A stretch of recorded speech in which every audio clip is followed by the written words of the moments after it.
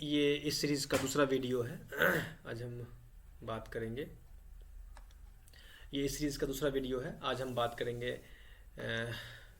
41 question से। आप जानते हैं कि ये जो ट्री 2 में जो एग्ज़ाम हुआ है उसके जीएस सेक्शन क्वेश्चंस की हम बात कर रहे हैं। जीएस सेक्शन जिसमें 40 नंबर का क्वेश्चन पूछा गया है, क्लास 1 से लेकर के 12 तक का जो अलग अलग सेट में पूछा गया है, तो उस पर हम बात कर रहे हैं। और आज जो है वो क्लास 1 से लेकर के 5 तक में जो जीएस सेक्शन है 40 नंबर का, उस पर हम डिस्कस करेंगे। 31 से लेकर के 40 तक का क्वेश्चन पर हो चुका है, जो पिछली वीडियो में है, आप प्ले लिस्ट में जाकर देख सकते हैं। आज हम बात करेंगे 41 से। आइए 41 से क्वेश्चन देख लेते हैं। पहला क्वेश्चन है 41 में कि निम्नलिखित में से कौन सा एक प्राकृत संख्या का वर्ग नहीं हो सकता। कौन सा एक प्राकृत संख्या का वर्ग नहीं हो सकता। अब यहाँ पे आपको कॉपी कलम लेके बैठना होगा। मैंने पहले ही कह दिया था कि कॉपी कलम लेके बैठे। अब यहाँ क्या लिखना होगा, याद रखिए कि अगर किसी संख्या के अंत में, अगर किसी संख्या के अंत में, एक मिनट नहीं लिखा रहा है,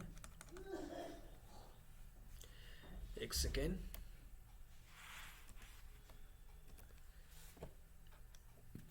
किसी संख्या के अंत में 3 हो, किसी संख्या के अंत में 2 हो, 3 हो, 7 हो या 8 हो। अगर किसी प्राकृत संख्या के अंत में 2, 3, 7, 8 हो तो वो प्राकृत संख्या किसी भी प्राकृत संख्या का वर्ग नहीं हो सकता। अगर किसी संख्या के अंत में 2, 3, 7, 8 हो तो वो संख्या किसी भी प्राकृत संख्या का वर्ग नहीं हो सकता।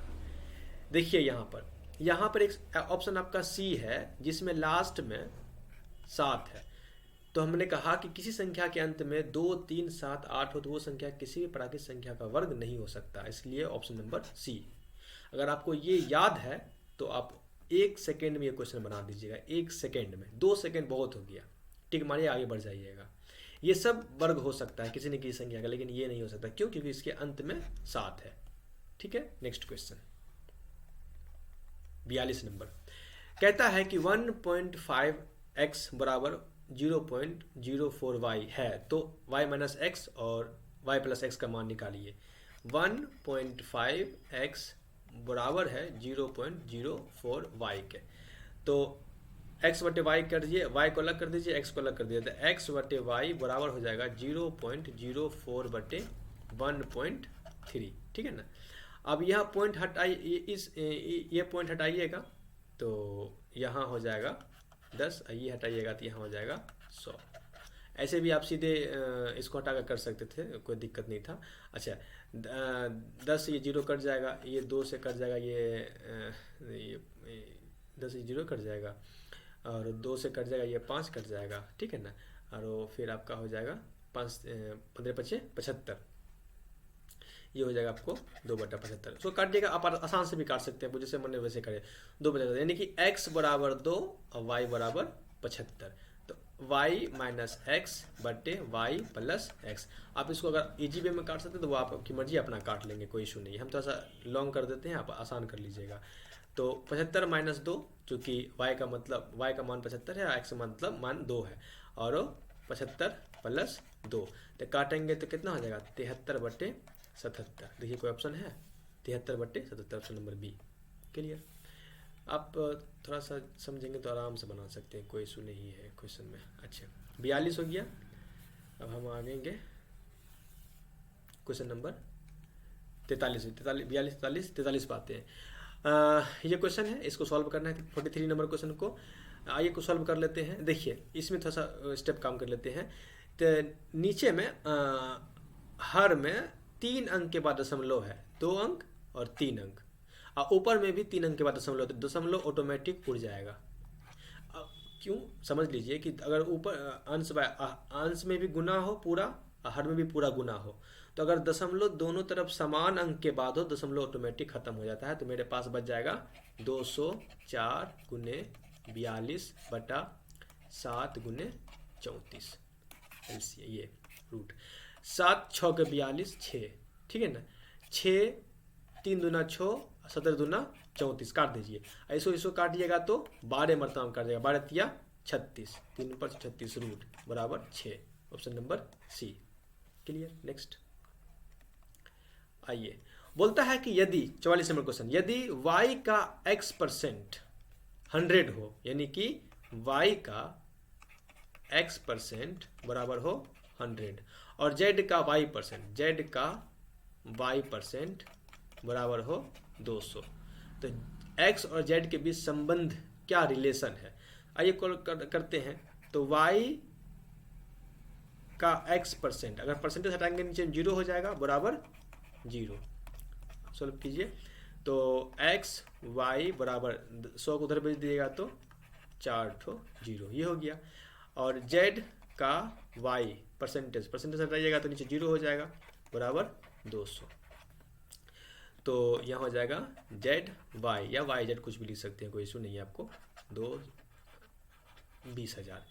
तब बोलता है कि x और z के बीच क्या संबंध होगा, x और z। तो आइए x y y कर देते हैं और z y y कर देते हैं, तो 1000 10,000 बटे 2000, तो y से y कट गया, यहाँ 4 0 से 4 0 कट गया, तो x बटे y बराबर 1/2 गुना कीजिए, सॉरी z होगा यहाँ पर, गुना कीजिए तो ये ऊपर कट हो जाएगा, तो z बराबर 2x, यही उसका रिलेशन है, z बराबर 2x, ऑप्शन नंबर बी, यही उसका रिलेशन है। क्वेश्चन नंबर 45, क्वेश्चन नंबर 45 में कह रहा है कि एक समबाहु त्रिभुज की ऊंचाई h दिया हुआ है 10 मीटर, इसका क्षेत्रफल क्या होगा। तो आप जानते हैं कि समबाहु त्रिभुज का क्षेत्रफल बराबर होता है 1/2 आधार गुने ऊंचाई, आधार गुने ऊंचाई, ये फॉर्मूला होता है, फॉर्मूला फिर कॉपी में लिखिएगा। अब यहाँ ऊंचाई दिया हुआ है लेकिन आधार तो दिया हुआ है नहीं, ऊंचाई मतलब ऊंचाई को h कहते हैं, आधार को b कहते हैं, बेस, ठीक है ना। लेकिन ऊंचाई तो आधार तो दिया, ऊंचाई दिया हुआ है लेकिन आधार दिया हुआ है नहीं है। अगर याद रखिए समबाहु त्रिभुज में आधार दिया हुआ हो, ऊंचाई नहीं दिया हुआ हो, या ऊंचाई दिया हुआ हो, आधार नहीं दिया हो, तो इसका फॉर्मूला है ऊंचाई बराबर, फॉर्मूला होता है, ये फॉर्मूला को आप हमेशा याद रखिएगा कि b√3/2। इससे क्या होगा कि इस समबाहु त्रिभुज के लिए है कि अगर ऊंचाई दिया हो, आधार नहीं दिया हो, या आधार दिया हो, ऊंचाई नहीं दिया हो, तो ये फॉर्मूला रखेंगे और हमारा ऊंचाई आधार निकलेगा। तो ऊंचाई हमको दिया हुआ है 10 बराबर b√3/2 कीजिएगा, आपको इसको सॉल्व कीजिएगा तो b बराबर हो जाएगा 20√3, तो हमारा क्या निकल गया, आधार निकल गया। आप फॉर्मूला बैठा दीजिए, 1/2 आधार हो गया 20√3, और ऊंचाई कितना है 10, ऑटोमेटिक दिया हुआ है ये। इसको इससे काटिए, 10 को 10 से गुना कीजिए तो 100/√3, 100/√3, ऑप्शन नंबर सी। क्लियर। आइए क्वेश्चन नंबर आगे बढ़ते हैं। फॉर्मूला नोट कीजिए, फॉर्मूला नोट कीजिए, हर फॉर्मूला को नोट कीजिए। क्वेश्चन को देखिए कितना इजी वे में, अगर फॉर्मूला आपको पता होता है, क्वेश्चन को समझते हैं तो बहुत इजी वे में बना लेते हैं। आइए 46 क्वेश्चन नंबर को देख लेते हैं। कहता है कि निम्नलिखित में से कौन सा एक पद है, कौन सा एक पद है। जब द्विघात ये बनाए होंगे क्लास 10th में, तो वहाँ होगा एक पदी बहुपद, दो पदी बहुपद, तीन पदी बहुपद। वो बहुपद जिसमें एक पद हो उसे एक पदी बहुपद कहते हैं। वो बहुपद जिसमें दो पद हो उसे दो पदी बहुपद कहते हैं। वो बहुपद जिसमें तीन पद हो उसे त्रिपदी बहुपद कहते हैं। ऐसे पढ़े होंगे घात, एक घातीय बहुपद, दो घातीय बहुपद, त्रिघातीय बहुपद। जिस बहुपद का घात एक हो उसे एक घातीय है, जिस बहुपद का घात दो हो उसे द्विघातीय, जिस बहुपद का घात तीन हो उसे त्रिघातीय बहुपद कहते हैं। घात मतलब पावर। तो यहाँ कौन सा एक पदी, यहाँ ये है 4x², ये है एक पदी बहुपद। अगर आपको ये मालूम है तो सेकेंड वर्ड में क्वेश्चन बन जाएगा।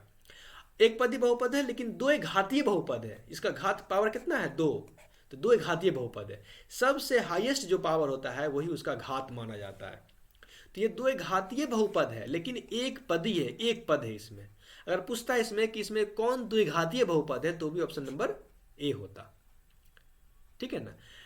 आप पूछ रहा है कि एक पदी बहुपद क्या है, तो इसलिए ऑप्शन नंबर। अगर कहता x² + 1 तब ये होगा दो घातीय बहुपद। दो घातीय बहुपद, पद कितना होगा, दो पदी बहुपद, दो पद है।